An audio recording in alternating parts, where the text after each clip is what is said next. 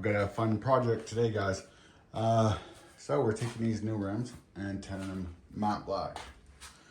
Love the intricate design, but we're gonna be blacking them out. They're great shape too. So, nice little easy project for us to do. So happy. Hey guys, so we're working on this right now. So these are pretty intricate, so we're gonna use a KFX one. We're not gonna use the HD just because of all these lines in here. Nice and thin, so gonna get into that. I know Faraday cages, we're gonna run into them in these corners here. So Faraday cages. So right now we're taking off valve stems. Okay.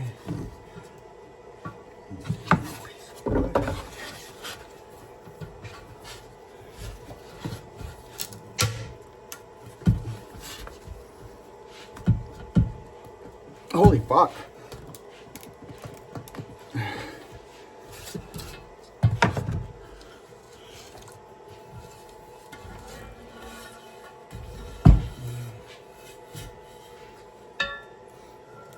Yeah, she's definitely in there, huh?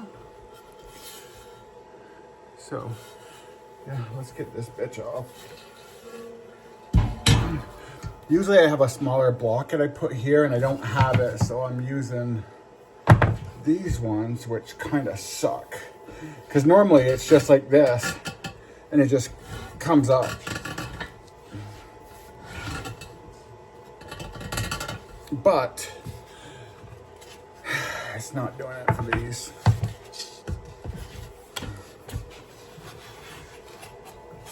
So let's see if I can swing this and hit myself in the face with it. Because that's where we're aiming right now.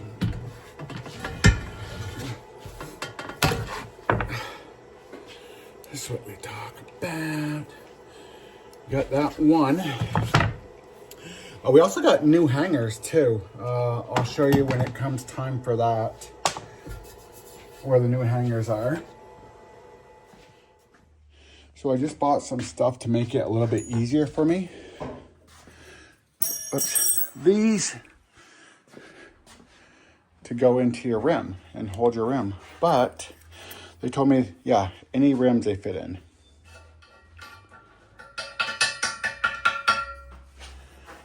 They don't.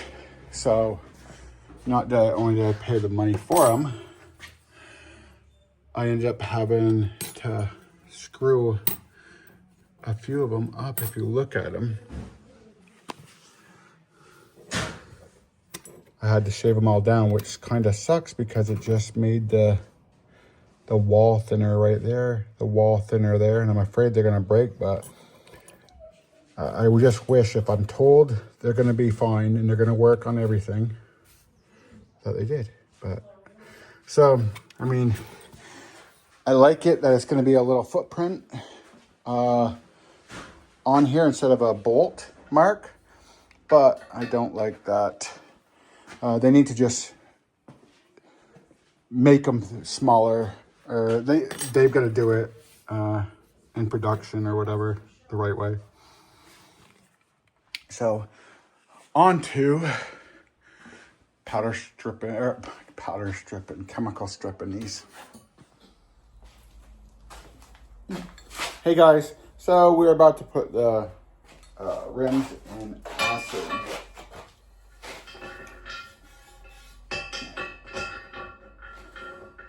Get them taken care of here.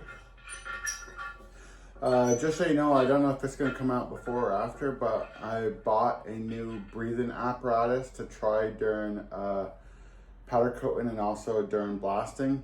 I saw it on Scott Coates's Facebook page. I reached out to him and he told me where to purchase it, so I purchased it. It's pretty expensive, but with all the breathing apparatuses we've tried, you get leaking from the outside. You still have to deal with your eyes. You still have to deal with the mask. if you get a shield, you're dealing with your breath being on it. So this one's, I don't know how you say it. Is it zero?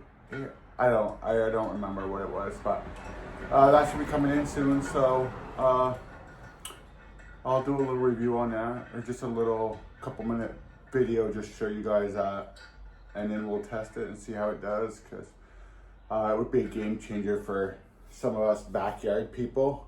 Hell, even for the bigger companies that, or you can have the bulky. So we have the RPB, the helmet and all that stuff, but still you're dealing with hoses, you're dealing with filters, you're dealing with all that stuff.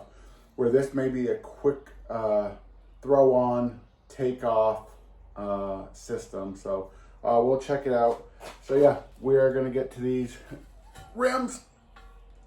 And acid is next.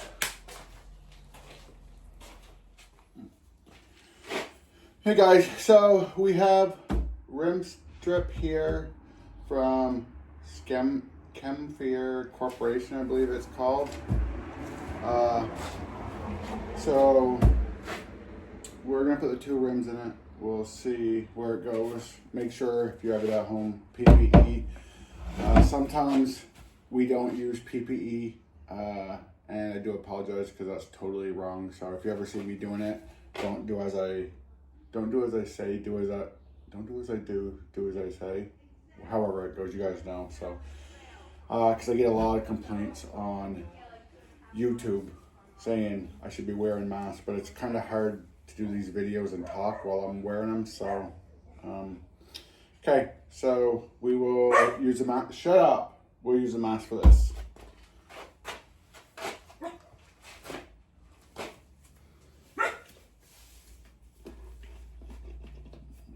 Make sure it fits good. I don't know if you can hear.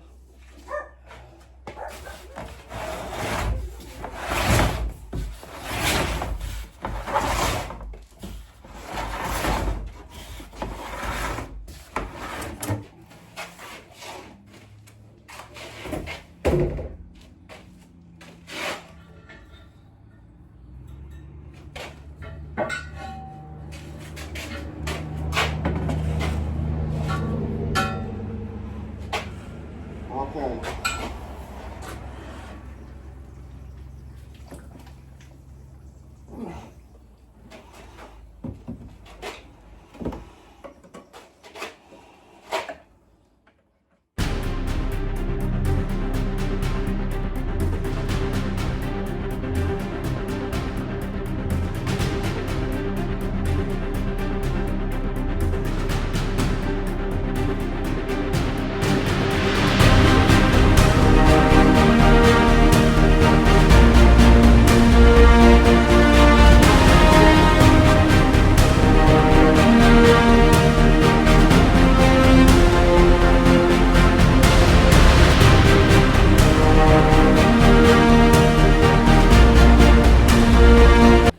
Hey guys, welcome back. Today we are doing these rims, as you guys know, ink black, Casper clear. I've also am going to try something different. Well, actually we're going to be using a KFX1 today. The intricate details, I just know I'm going to have a lot of back ionization, and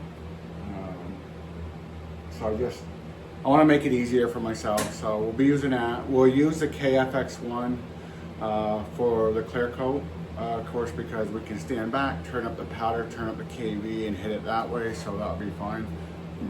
Besides that, okay, I do listen to you guys. Some of you guys reach out to me on Facebook, some of you guys just say on my videos, wear a mask.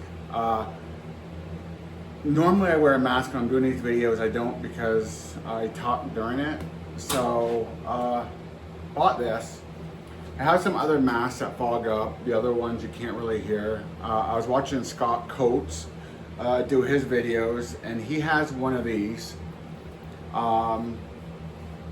So they have a protective shield on it, which I'm going to actually try it during my mobile blast, not during the mobile blasting, but just my shop blasting, because it has a shield on it. And worst case scenario, if I ever fucked up the normal one, that can be replaced too. So I'm gonna try it and trying to talk to you guys, and if you can hear me, that's awesome, then I know. If you can't, then I know in the future that this won't work for these videos, and I'll go back to no mask.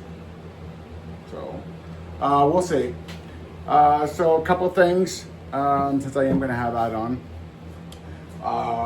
We'll start with the KFX1.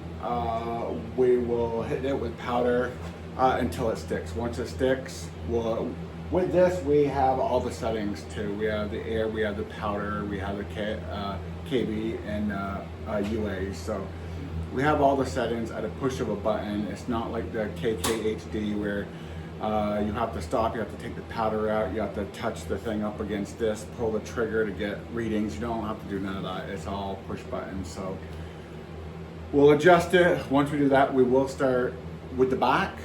Work our way to the front because of framing. I will show you, if some of you guys are new, I'll show you, explain the framing. Framing is when you do one side and it goes around on the edges and it builds up, and then when you do that other side, you can see it. So with doing if we did the front, got it all pretty, did the back, and then looked at the front, it'd be all smooth, and then around the edges it'd be thick. So what you do to, I don't think compound that, no, because compound is added to fight that, is you do the back first, and you got the framing on the front, you turn it to the front, and then you do it. But we will do the hard parts on the front first. You always do the hardest parts no matter what first, and then you do the majority back to front. So, hey guys, yeah, hope you enjoy, and let's do this.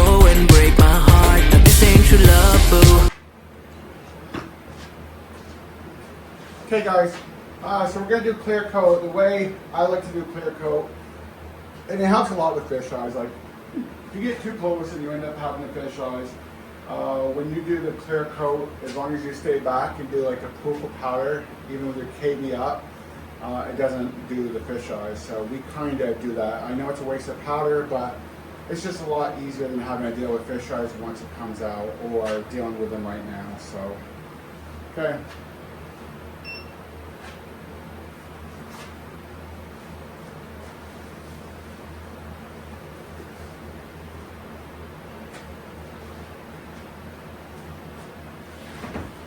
Okay, let's do this. Powder up.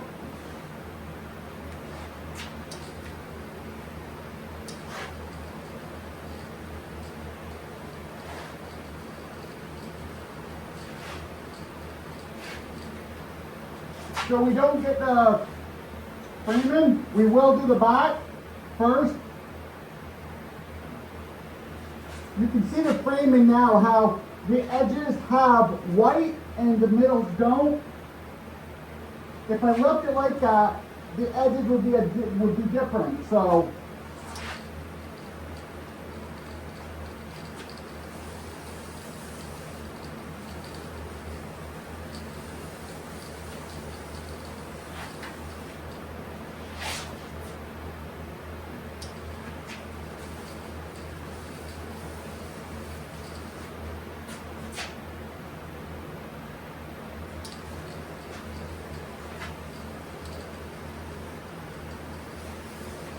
I'm just doing it until I see the shine.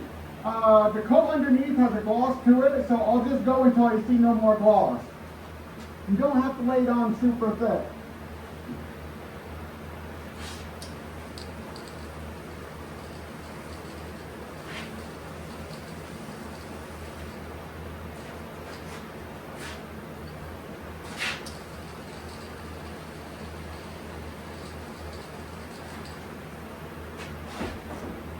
Done.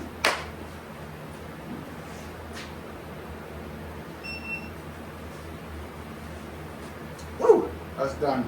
Yeah, it is a lot safer. Oh, now I smell it. Holy shit. Okay, guys. Okay, guys, I'm midway between everything. Here's 2 going in with Casper Clear because he did not want a high shine. So here's Casper Clear, and here's the black rims. Oh, not bad looking at all.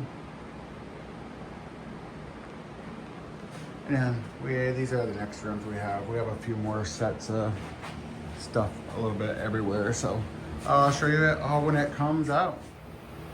Love the matte color of this. That is gorgeous. I think mattes look so much better than glosses.